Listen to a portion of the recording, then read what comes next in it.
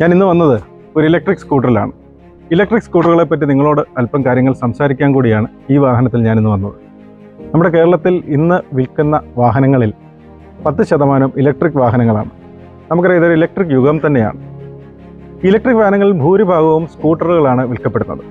സ്കൂട്ടറുകളിൽ തന്നെ രജിസ്ട്രേഷനുള്ള ഇതുപോലെയുള്ള വാഹനങ്ങളുമുണ്ട്, രജിസ്ട്രേഷൻ വേണ്ടാത്ത വാഹനങ്ങളുമുണ്ട്. രജിസ്ട്രേഷൻ വേണ്ടാത്ത വാഹനങ്ങൾ കൂടുതലായി ഉപയോഗിക്കുന്നത് വിദ്യാർത്ഥികൾ, അതായത് ലൈസൻസ് എടുക്കുവാൻ പ്രായപൂർത്തിയാകാത്ത വിദ്യാർത്ഥികൾ, ഇത്തിരി പ്രായമുള്ളവർ, ലൈസൻസ് എടുക്കാൻ ബുദ്ധിമുട്ടുള്ളവർ, ഇവരൊക്കെയാണ് രജിസ്ട്രേഷൻ വേണ്ടാത്ത ഇലക്ട്രിക് സ്കൂട്ടറുകൾ ഉപയോഗിക്കുന്നത്.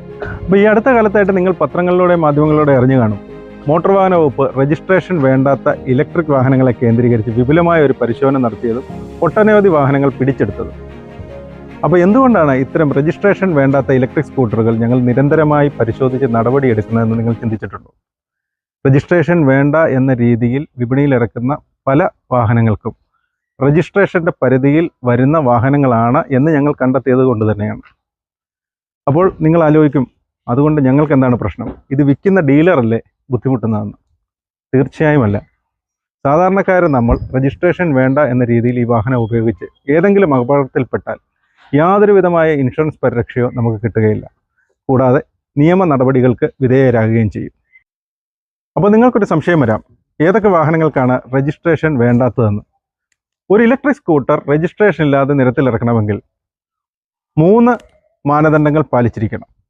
ഒന്ന്, ഈ വാഹനത്തിൽ ഘടിപ്പിച്ചിരിക്കുന്ന മോട്ടറിൻ്റെ പവർ 250 വാട്ട്സിൽ താഴെയായിരിക്കണം.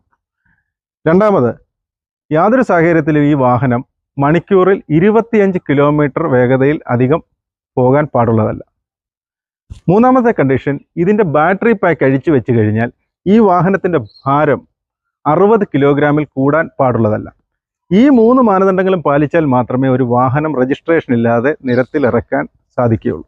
ഇതിലേതെങ്കിലും ഒരു കണ്ടീഷൻ വയലേറ്റ് ചെയ്ത് കഴിഞ്ഞാൽ ഈ വാഹനത്തിന് രജിസ്ട്രേഷൻ ആവശ്യമായിട്ട് വരും. അപ്പോൾ ഇനി നിങ്ങളൊരു ഇലക്ട്രിക് സ്കൂട്ടർ വാങ്ങാനായി ചെല്ലുമ്പോൾ ഈ പറഞ്ഞ 3 നിബന്ധനകളും ആ സ്കൂട്ടർ പാലിക്കപ്പെടുന്നുണ്ടോ എന്നും ശ്രദ്ധിക്കുക. അങ്ങനെ ഉണ്ടെങ്കിൽ മാത്രമേ ആ വാഹനം രജിസ്റ്റർ ചെയ്യാതെ നിങ്ങൾക്ക് നിരത്തിലിറക്കാൻ പാടുള്ളതല്ലോ. ഇനി ഒരു കാര്യം കൂടെയുണ്ട്, ഈ വാഹനത്തിന് രജിസ്ട്രേഷൻ വേണ്ട എന്ന് ഒരു ടെസ്റ്റിംഗ് അതോറിറ്റി കൊടുത്തിരിക്കുന്ന അപ്രൂവൽ നമ്പർ വാഹനത്തിൻ്റെ രജിസ്ട്രേഷൻ പ്ലേറ്റിൽ, അതായത് മുന്നിലും പിറകിലുമുള്ള രജിസ്ട്രേഷൻ പ്ലേറ്റിൽ കൃത്യമായും ആ നമ്പർ രേഖപ്പെടുത്തുകയും വേണം. അപ്പോൾ ഇനിയൊരു ഇലക്ട്രിക് സ്കൂട്ടർ വാങ്ങുമ്പോൾ ഈ കാര്യങ്ങളൊക്കെ ശ്രദ്ധിക്കുക.